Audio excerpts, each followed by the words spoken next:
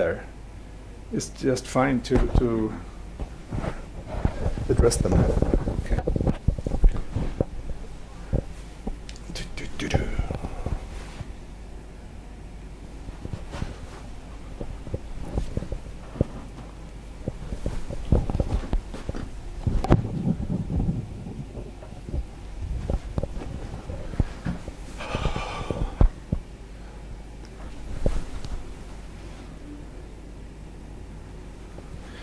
You know, you should have two cameramen for this kind of work, or one sound and one camera.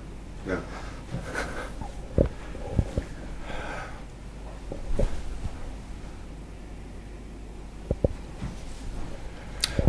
So, up and running. Yeah. Good morning. Good morning. I'll address them first and Okay. introduce them about the conference. So the 23rd the 23rd Pioneers Conference has just been held in San Rafael in California, and it's October in 2012. And with me here is Tom Goldtooth, who has been chairing some of the sessions that have been about the indigenous people and their role in our efforts to approach sustainability. So Tom, would you please tell us something about your heritage and the way you're into the work of sustainability? Yes, and thank you very much for this opportunity to speak to the audience of the people of Sweden. And if this message can go to people throughout Europe, it's very important, because I've been asked by my elders, including our spiritual leaders and our youth. Our youth are very concerned about the direction that the world is going. The youth are telling me that they're very concerned on what their children will inherit.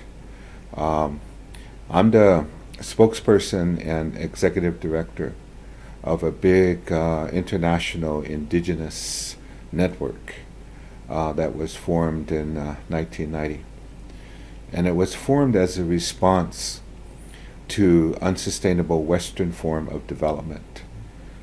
Here in North America, United States and Canada, including Alaska, that we found that the waste industry were coming to our lands, bribing our tribal leaders with money, saying that with our philosophy of one with the earth and with their technology that we can work together,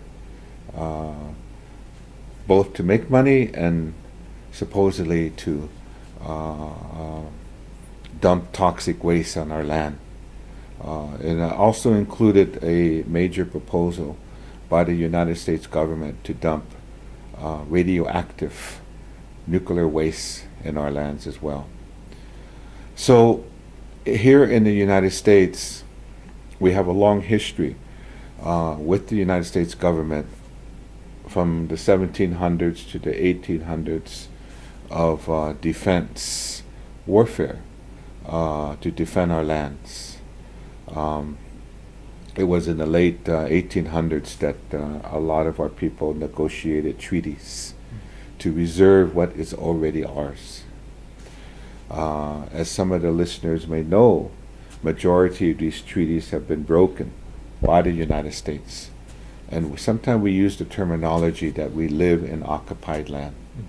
So putting all this together, our history, to where we are here now at this Pioneers Conference with an intention and with clarity and a purpose and a goal to educate the world about what is going on, that if we don't start changing the way that we live, and we, when I say we, I mean all people, the two-leggeds, that if we continue to uh, make decisions that are degrading the environment, we make decisions that are based upon an industrialized mindset that doesn't value the sacredness of Mother Earth, that we will continue to live a cycle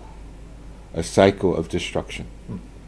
So part of our Indigenous Environmental Network is to work with indigenous communities on that front line of resistance, fence line communities along unsustainable developments like in the tar sands of Alberta, Canada, where we have the Dene, the Cree, and the Métis that are directly affected by contamination and the open pit mining, the deforestation, and one of the main causes in Canada of climate change and the failure of Canada to fulfill its commitments under the Kyoto Protocol is the tar sands, very carbon intense.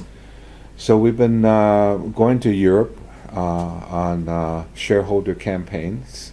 Norway, for an example. Statoil is operating in the tar sands. The Royal Bank, we're going to them because they're making investments in the tar sands. So these issues are escalating all over the world. So our purpose in our Indigenous Environmental Network is to work with our communities on that front line with advocacy, with organizing, with shareholder campaigns, but at the same time, we're confronting a problem that we cannot solve ourselves, is that we're dealing with the system.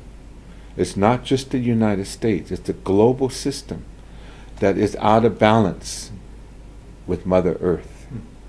So we made a plan that we will look around to see who the allies are to help institute a campaign for systems change, not climate change. We started to network with people in Copenhagen a couple years ago at the climate negotiations. There was a formation of a European base, and there were people from Sweden in this movement of Climate Justice Alliance to look at the false solutions that were being created to address climate change. And within that framework was the need to change a system that cannot be fixed. And I'm looking at economics. Capitalism is one of the root causes of climate change.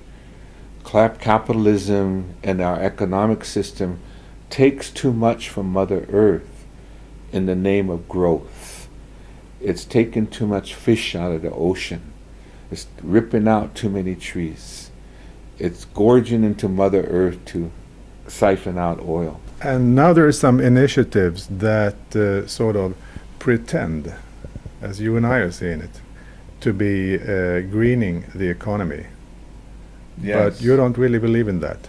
The No. Red Plus and other stuff? No, we don't, because we started to see the contradictions of a lot of the international environmental organizations. We call them NGOs, non-governmental organizations, and a lot of them are partnering up with multinational corporations around a market-based solutions. It's either market-based solutions or technology that are being lifted up as the saviors for the dilemma we're in. That's not to say that as indigenous peoples that we don't welcome creativity of our intellect. But some of the technologies out there really have no sound basis for safety protocols, for an example. The whole experimentation around the introduction of genetically engineered organisms, genetically engineered trees, for an example. We have food out there that we don't know where that food comes from. Some of this food don't even have seeds. You know, when we talk about understanding creation as indigenous peoples, We understand the importance of the sacredness of our Mother Earth and Father Sky. It's part of creation. But we have food that cannot create. It dies once we eat it. It has no energy. So we're dealing with an issue of false solutions in climate change, for an example, is using the market. Terminology like emissions trading, carbon trading, carbon offsets.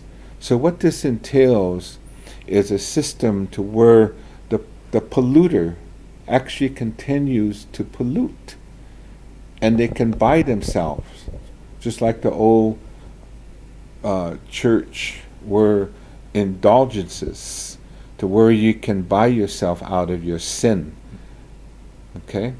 So now a polluter in this mechanism in the north, for an example, can continue to expand, okay, the mining and the processing and the combustion of CO2, carbon dioxide, can continue the release of greenhouse gases. And the cover that allows them to do this is a market system to where they can buy carbon credits, pieces of paper, by investing in the conservation of trees in the global south, where credits are cheaper. Now, we are for saving trees, definitely. We have to conserve trees. There's a lot of illegal timbering going on in the global south in developing countries. But why don't the governments, why don't the world leaders and the World Bank and the profiteers, why don't they go after the illegal loggers? Why don't they go after the drivers that are ripping those trees out? But they're using a mechanism to where the polluters can look good on paper by offsetting the pollution that they're putting up in the north. And the northern countries are part of this scam. Okay? And they say, well, I've offset my pollution by investing in the conservation of trees. But it gets more serious than that, because as indigenous peoples, we recognize that in a lot of these forested areas in the global south and developing countries are indigenous peoples who have been fighting for land tenureship. They've been fighting for access to their own biodiversity. In some areas, the governments don't even recognize indigenous peoples. There are also non-indigenous peoples who are dependent on the forests. And they are also fighting for livelihoods as well. So in these carbon market regimes, we question whether or not the rights of the local forest-dependent communities would be recognized, because part of this privatization scheme involves property rights. Before you can trade anything in a market system, you have to determine whose property that is. So these trees become a property right. So if you have big corporation, multinational petroleum company like Shell, ExxonMobil, ConocoPhillips, Total, Statoil, what they're doing is buying these trees. At the end of the day, that's their trees. So we're concerned already. First thing, there are already red type of projects where this is already happening. Carbon Cowboys. REDD plus. REDD, red. Reducing emissions from deforestation and forest degradation, red. It's a mechanism that came out of the Kyoto Protocol, which established carbon trading. In recent years, it's been extended to look at forests as carbon stocks. Again, we support commitments to prevent illegal logging. The rainforest needs to be protected. But when we start using the market system for protectionism, you're going to have land grabs, you're going to have human rights violations, and probably violence. Already in the volunteer red type of projects that are out there, There's already forced removal of populations of people living in these forested areas. It's no longer their force. So there are people who are for red because it's a $1 trillion market.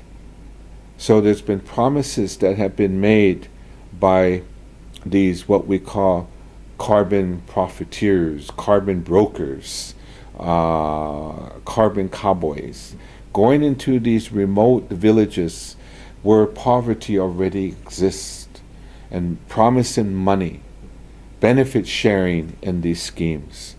And of course, some people said, this looks promising, we're not getting anything now. And but they don't have all the information. So we're trying to develop a campaign that takes funding to develop the popular education, especially visual presentation that is in their own language, to train people from these communities to fully understand this complex system called carbon trading, carbon offset. There's even very few NGOs that fully understand this system. Exactly. There's been a process of locking out civil society. And so we were here in Pioneers Conference and bringing a delegation of forest-dependent communities, indigenous peoples from Chiapas region of Mexico, from Ecuador, and from the state of Acre, Brazil. These are indigenous peoples and people who work with indigenous people who already see this problem mounting. In California, by the way, as a state of the United States, has a climate legislation, a bill that includes international offsets, RED. So they're already reaching out to these communities in Acre, Brazil, and in the Chiapas region of Mexico, developing a RED project. And in fact, we've been told when we came here to California that this will become the model for strengthening the implementation of RED globally. It will become the model. So that's why we need to get this information out, because the bigger issue here is that we have to wake up the world, because the world is out of balance in its relationship with the sacredness of Mother Earth. As indigenous peoples, we're saying, how can you put a price to water? How can you put a price to the land and the soil? How can you even put a price to fire? Fire is sacred. How can you put a price to air? Of course, a lot of people saw the contradictions years ago with the World Trade Organization, the WTO. It's all about economic globalization, financialization. And this climate negotiations is nothing but the WTO of air. At the recent World Summit, the Earth Summit, 20 years after 1992, it was held in Rio de Janeiro just this past June, Rio plus 20.